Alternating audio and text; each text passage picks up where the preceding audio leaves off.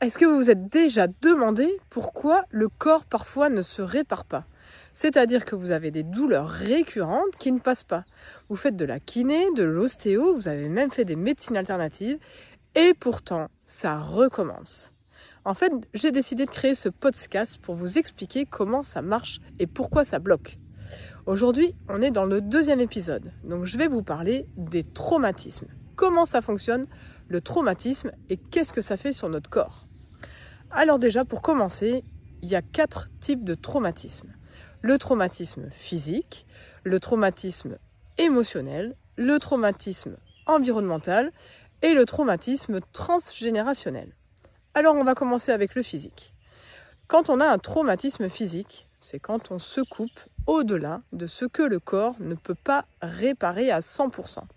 Ça veut dire que vous allez vous faire par exemple une fracture, mais une fracture déplacée. Donc du coup, le chirurgien, il va être obligé d'intervenir pour vous mettre une plaque et ensuite vous immobiliser. Et pendant ce temps-là, votre corps, il va réparer l'os et toutes les structures autour. Les tendons, les ligaments, la peau, et voilà. Donc, et il va aussi drainer l'œdème. Ça, votre corps, il va le faire et il va réparer. Et ensuite, le chirurgien, il peut éventuellement enlever le matériel. Il va enlever la plaque, les vis.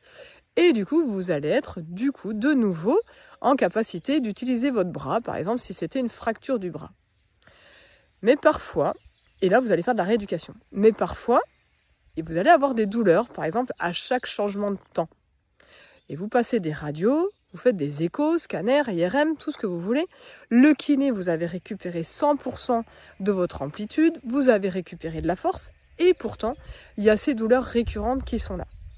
Et parfois, vous allez, par exemple, faire un petit peu plus de manutention que d'habitude, et ça va créer des tensions au niveau musculaire dans votre avant-bras ou dans votre bras.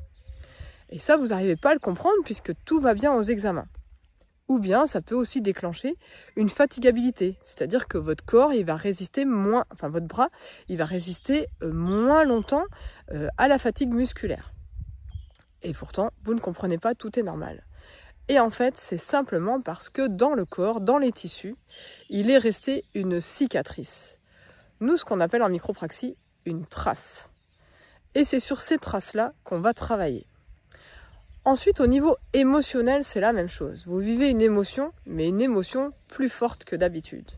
Une grosse tristesse, une grosse colère. Et en fait, votre corps, il va réguler, comme dans une émotion qui se passe. Sauf que ça peut laisser des traces.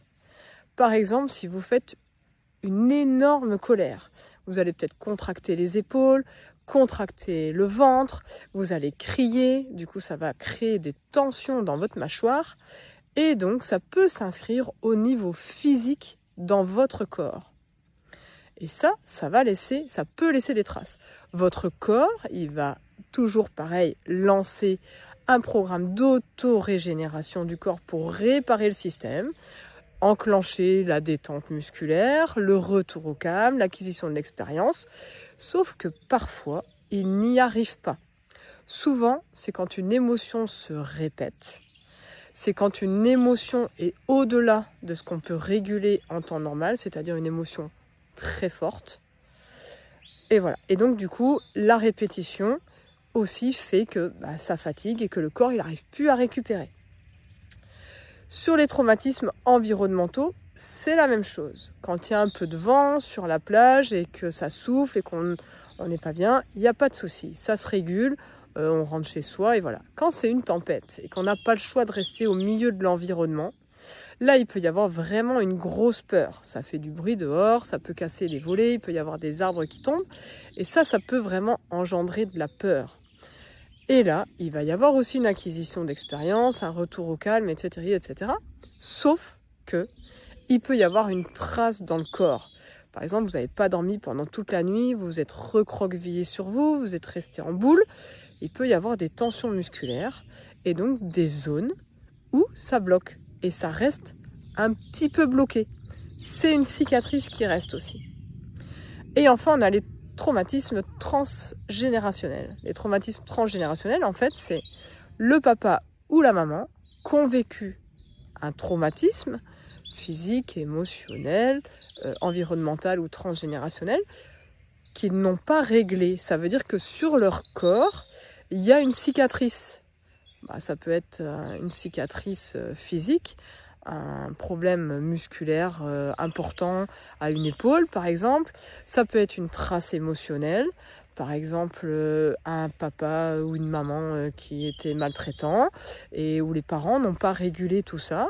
Et donc à l'intérieur d'eux, ils ont toujours cette peur et donc ça s'inscrit dans leur corps et ça laisse une cicatrice. Et cette cicatrice-là, comme elle est vraiment sur le corps, on peut la retrouver chez l'enfant. C'est pas obligatoire puisque la maman et le papa ne donnent pas 100% du capital génétique, mais 50% chacun. Mais en tout cas, il y a des cicatrices transgénérationnelles qui peuvent se transmettre comme ça de génération en génération. Donc nous, en micropraxie, on travaille sur les traces que les traumatismes laissent. Les cicatrices, comme après des points de suture. Moi, par exemple, j'en ai une ici parce que j'ai eu des points de suture. Là, ici, ça bouge bien, mais il y a des fois où ça bloque le système, il ne bouge pas bien. Et nous, c'est ce qu'on recherche pour redonner de la mobilité. Et ce gain de mobilité va permettre au corps d'enfin se relâcher et de ne plus donner l'alerte comme quoi, là, il y a un bobo et il y a un problème puisque maintenant, c'est réparé. Je vous remercie beaucoup de m'avoir écouté pour cet épisode 2. Si vous voulez en savoir plus, je vous invite à me suivre pour les prochains épisodes. À très vite!